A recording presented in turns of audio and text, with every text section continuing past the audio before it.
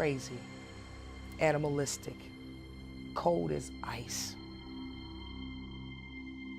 That's how it feels.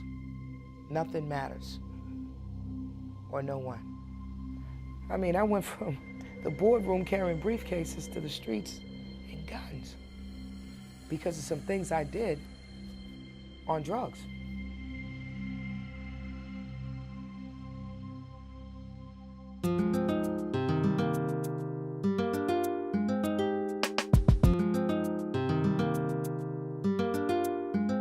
Now, people, listen up, let me tell you a story about something that happened to me. I was locked down by the justice system and I had no one that would come to see me. So I dropped to my knees and I said, God, please help me out of the place that I'm in. Don't you know I didn't have to use the phone or drop a dime because God came right on time. Yeah, yeah.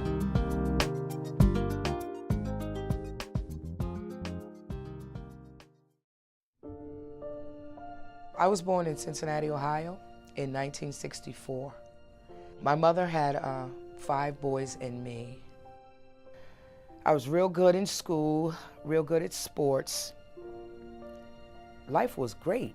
My grades were good enough for me to stay on the basketball team, you know, and I worked at McDonald's, you know, all the stuff you do when you're in high school. I went through the co-op program that Northeastern has, and 2 months short of my graduating, I quit because I got my dream job. I ended up an operations supervisor for a realty and management firm called Prospect Hill Executive Office Park out in Waltham. Now I'm a successful, you know, young black woman. I got the world at my fingertips, you know, so now you're partying on the weekends. Then they came out with this freebasing, and that was it. That stole my world. It tore me apart. It took me to places I never thought I would go. It turned my world inside out, and I was like a crash dummy in the end. I ended up in prison. I lost my house, my kids, all my money. You know, I mean, I hit rock bottom. And by the time it was all said and done, and I'm sitting in that jail cell, and I'm like, how did I get here?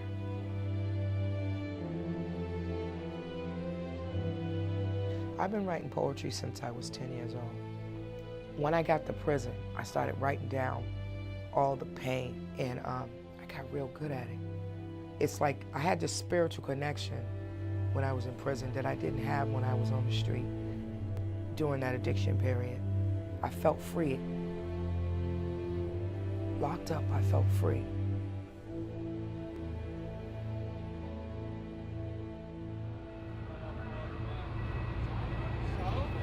I came to St. Francis in 2002. That internal spiritual part of me that had been lost through the addiction started coming back through the life skills program. What I had been taught, how they talked to me, how they dealt with me. I gained my confidence back, my self-esteem, a sense of self-belonging, you know, a sense of direction, purpose, change. A sense of change. Lorraine used the program the way it's supposed to be used. Our whole hope is that students will find something they're passionate about so they don't go back to the life they had before. And it's great that Lorraine's found that passion, and that passion will make her thrive and be successful, as it already has.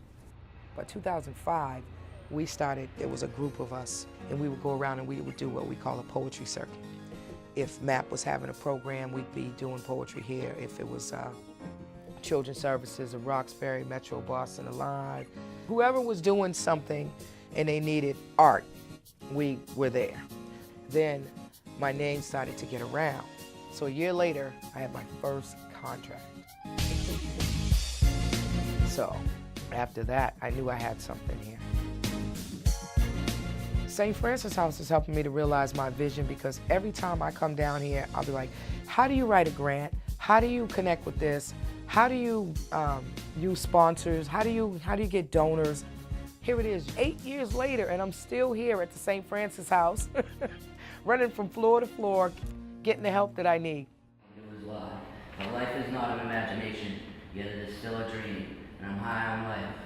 I never again have to carry a knife.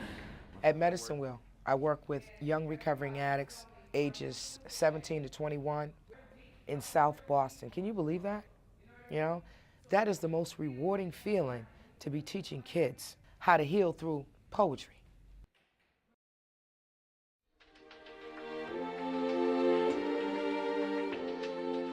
We always say at the end of the graduation that it's not the end, it's just the beginning. And that going the distance could mean different things for different people. But not giving up any dreams or hopes to have a different life. The St. Francis House and the people here have shown me love in such a remarkable way, which allows me to open up like a flower in the sun and find my way back home. You know, that's what they help me to do. They help me to find my way back home. Stop, look, listen, and learn. It's time for me to tell you a story on how I got lost on my way home. I was lost, but now I'm found. It seemed like I was lost up underground. I thought my life would never be the same. I almost went insane. Then I prayed to God, please help your child Lorraine. Today my life is sunny and new. I got a good life, and this is true. Thank you, God, for just being you and bringing me all the way home, all the way home.